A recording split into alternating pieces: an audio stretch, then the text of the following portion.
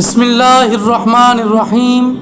السلام علیکم دوستو، کسی فلسفی نے کیا خوب کہا تھا کہ عامر دنیا سے رخصت ہو تو اس کی حکمرانی ختم ہو جاتی ہے، اور جب ایک شہید دنیا سے جاتا ہے تو اس کی حکمرانی کا آغاز ہوتا ہے۔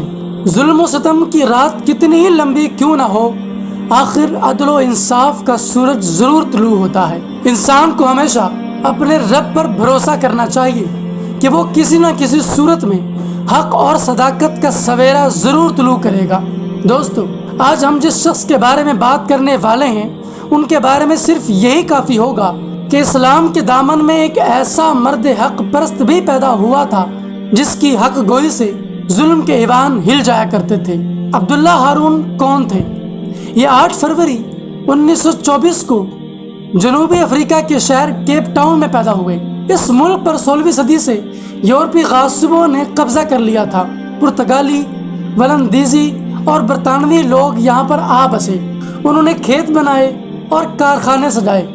مقامی لوگوں کو اس بات کا احساس تک نہ ہوا کہ ان لوگوں کے سروں پر انگریز حکمرانی کر رہے ہیں اور ان کے ساتھ غلاموں جیسا سلوک کیا جا رہا ہے۔ ان کو مزدور اور کمتر سمجھا جاتا ہے اور ان کا اب معاشرے میں کوئی کردار نہیں ہے۔ انگریزوں کو ہر لحاظ سے آسائشیں اور سہولتیں میسر تھیں۔ وہ عالیشان گھروں میں رہتے تھے اور اچھا کھاتے پیتے تھے۔ دوسرے درجے پر وہ مقامی سیاہ فام لیڈر تھے جنہوں نے اپنے ملک سے غداری کی اور یورپی حکمرانوں کے مددگار بن بیٹھے۔ یورپی حکمرانوں نے انہیں بھی کچھ سہولتیں دے رکھی تھیں اور وہ شاہانہ زندگی گزارتے تھے۔ ذات پات والے اس نظام میں سب سے نیچے عام سیاہ فام لوگ تھے۔ انہیں بس غذا، پانی اور رہائش دستیاب تھی تاکہ وہ زندہ رہ کر ان لوگوں کی غلامی کر سکیں، ورنہ انہیں نہ تو عمدہ غذا حاصل تھی اور نہ ہی اچھی تعلیم، اچھا علاج اور دیگر سہولیات تو گویا خواب تھی۔ یہ یورپی غاصب جنوبی افریقہ کی آبادی میں 20% تھے، مگر انہوں نے ملک کی 90% زمین پر قبضہ کر رکھا تھا۔ یہی نہیں، انہوں نے سیاہ فاموں کے لیے علیحدہ رہائشی بستیاں بنائیں، اسکول اور ہسپتال بھی بنائے۔ الغرض سیاہ فام غاصبوں نے ہر ممکن کوشش کی کہ خود کو سیاہ فام اکثریت سے علیحدہ اور ممتاز رکھ سکیں۔ اسی سلسلے میں کئی قوانین بنائے گئے تاکہ ظلم و جبر کا شکار سیاہ فام لوگوں میں سے کوئی شخص بھی احتجاج نہ کر سکے، اور اگر کوئی کرے تو اسے مثالی سزا دی جا سکے۔ انگریزوں نے سیاہ فام لوگوں پر ایسا جابرانہ سیاسی، معاشی اور معاشرتی نظام تھوپ دیا جسے اپارتھیڈ کا نام ملا۔ یہ مقامی افریقن زبان کا لفظ ہے جس کے معنی ہے کسی چیز کو علیحدہ کرنا۔ جب عبداللہ ہارون پیدا ہوئے تو جنوبی افریقہ میں ظالمانہ اپارتھیڈ جاری تھا۔ ایک طرف سفید فام تھے جو پر آسائش اور آرام دہ زندگی گزارتے تھے، دوسری طرف سیاہ فام افراد تھے جو سارا دن فارموں، کانوں، کھیتوں اور کارخانوں میں کام کر کے بس اتنا کما پاتے کہ روز مرہ اخراجات پورے ہو جائیں۔ عبداللہ ہارون کا تعلق بھی اسی طبقے سے تھا۔ 18ویں صدی میں ان کے آباء و اجداد کو بحیثیت غلام انڈونیشیا سے لایا گیا۔ انگریز سیاہ فام لوگوں سے گدھوں کی طرح کام لیتے تھے اور ان کو معمولی معاوضہ ادا کرتے تھے۔ عبداللہ ہارون 5 سال کے تھے کہ والد کا انتقال ہو گیا۔ تب ایک بے اولاد پھپھو نے انہیں گود لے لیا۔ وہ ایک مذہبی خاتون تھی۔ انہوں نے بھتیجے کو مدرسے بھجوا کر اسلامی تعلیمات سے روشناس کروایا۔ یوں لڑک پن نہیں، عبداللہ جان گئے کہ دین اسلام کی روح سے سبھی انسان برابر ہیں، چاہے کوئی گورا ہو یا کالا۔ فضیلت کا معیار صرف تقویٰ ہے۔ مدرسے کے علاوہ عبداللہ نے پرائمری تک اسکول میں بھی تعلیم پائی۔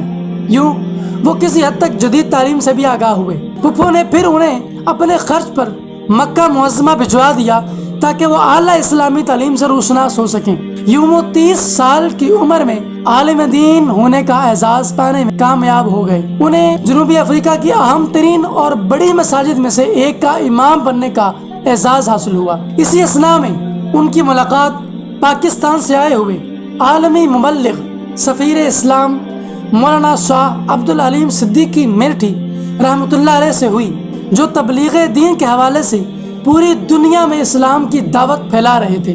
یہ وہی بزرگ ہیں جو مولانا شاہ امام احمد نورانی صدیقی رحمۃ اللہ علیہ کے والد بزرگوار ہیں۔ عبداللہ ہارون ان سے مل کر بہت متاثر ہوئے۔ عبداللہ نے ان کی صحبت میں بہت سارا وقت گزارا۔ مولانا عبدالعلیم صدیقی رحمۃ اللہ علیہ نے ان کو بہت سارا اسلامی لٹریچر پڑھنے کے لیے بھی دیا، جس کو انہوں نے اپنے علاقائی زبان میں ترجمہ کر کے لوگوں کے سامنے پیش کیا۔ اسی دوران امام عبداللہ نے جمال الدین افغانی، شیخ محمد عبدہ، رشید رضا، حسن البنا اور مولانا مودودی کی کتابوں کا بھی مطالعہ کیا۔ تب انہیں احساس ہوا کہ طاقتور یورپی معاشرہ ایشیا اور افریقہ کے کئی ممالک پر قابض ہے، اور یہ کہ ہر ملک میں مسلم لیڈر غاصبوں کی طاقت کے خلاف برسر پیکار ہے۔ امام عبداللہ نے بھی جنوبی افریقہ میں آمرانہ سفید فام حکومت سے ٹکر لینے کا فیصلہ کر لیا۔ وہ حکمرانوں کو مجبور کر دینا چاہتے تھے کہ نسلی، لسانی اور مذہبی امتیاز کی پالیسی ترک کر کے ملک میں عدل و انصاف، مساوات انسانی قائم کیا جائیں۔ 1961 میں امام عبداللہ نے ہم خیالوں کے اشتراک سے ایک پمفلٹ اعلان اسلام کے نام سے جاری کیا۔ اس میں انہوں نے حکومت کے سرکاری پالیسیوں کو ظالمانہ اور غیر انسانی اسلامی تعلیمات کے منافی قرار دیا۔ حکومت سے مطالبہ کیا گیا کہ وہ فی الفور اپارتھائڈ نظام ترک کر کے جنوبی افریقہ میں عادلانہ اور منصفانہ طرز حکومت تشکیل دیں۔ جنوبی افریقہ میں مسلمانوں کی تاریخ میں یہ پہلا موقع تھا کہ کسی مسلم لیڈر نے بڑی شدت سے حکومت پر تنقید کی۔ اس پمفلٹ کو غیر مسلموں میں بھی بہت شہرت ملی، اور انہیں احساس ہوا کہ طبقہ مسلمان میں بھی بیداری پیدا ہو چکی ہے۔ عبداللہ نے دیگر سیاہ فاموں کی جماعتوں، افریقن نیشنل کانگریس اور پان انفلوئنسڈ کانگریسی سے تعلقات قائم کر لیے۔ جب حکومت کو امام عبداللہ ایک آنکھ نہ بھائے تو انہوں نے 28 مئی 1969 کو آپ کو گرفتار کر لیا۔ وہ 123 دن قید میں رہے۔ اسی دوران ان پر شدید تشدد کیا گیا۔ اسی اثناء میں سیاہ فام پادریوں نے امام صاحب کی رہائی کے لیے بیانات دیے۔ جنوبی افریقہ کی تاریخ میں یہ پہلا موقع تھا کہ غیر مسلم پادریوں نے کھل کر ایک امام مسجد کی حمایت کی۔ آخرکار ظالمانہ تشدد کے باعث 27 ستمبر کو وہ شہید ہو گئے۔ سرکاری طور پر یہ اعلان ہوا کہ وہ سیڑھیوں سے گر کر چل بسے، مگر یہ سفید جھوٹ تھا۔ ان کے جنازے میں لاکھوں لوگوں نے شرکت کی۔ امام عبداللہ کی شہادت کے بعد لندن کے مشہور گرجا گھر سینٹ پال کیتھیڈرل میں ان کے لیے دعائیہ تقریب کا اہتمام کیا گیا۔ گرجا گھر کے 350 سالہ تاریخ میں پہلی بار ایک مسلم کے اعزاز میں یہ تقریب منعقد ہوئی۔ امام عبداللہ ہارون آمرانہ نظام کا دلیری سے مقابلہ کرتے ہوئے شہید ہوئے، اور خصوصاً نئی نسلوں کو یہ پیغام دے گئے کہ کہیں بھی ظلم ہوتا ہوا دیکھو تو خاموش نہ رہو، اور معاشرے میں عدل انصاف پھیلانے کی خاطر جدوجہد کرتے رہو۔ اور آج امام عبداللہ ہارون ہر سچے مسلمان کے دل میں زندہ ہیں۔ دوستو، امید ہے یہ ویڈیو اچھا لگا ہوگا۔ اس کو لائک کریں، شیئر کریں، اور میرے چینل رباط ٹی وی کو ضرور سبسکرائب کریں۔ میں ملوں گا آپ سے ایک نئی انٹرسٹنگ ویڈیو میں، تب تک کے لیے اللہ حافظ۔